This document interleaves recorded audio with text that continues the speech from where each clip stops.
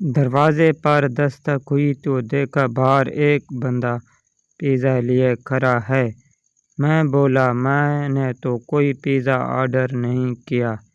تو اس نے کہا یہ آپ کے پڑوسی نے آرڈر کیا ہے، پر ان کا فیس بک لاگ آن نہیں ہو رہا تھا تو انہوں نے آپ کے پاس بھیجا ہے کہ آپ کو دکھا دوں کہ آج وہ لوگ پیزا کھا رہے ہیں۔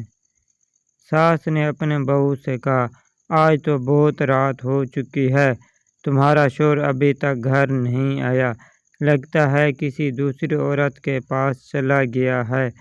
بہو اماں کبھی تو اچھی بات کر لیا کریں، یہ بھی تو ہو سکتا ہے کہ وہ کسی ٹرک کے نیچے آ کر مر کھپ گیا ہو۔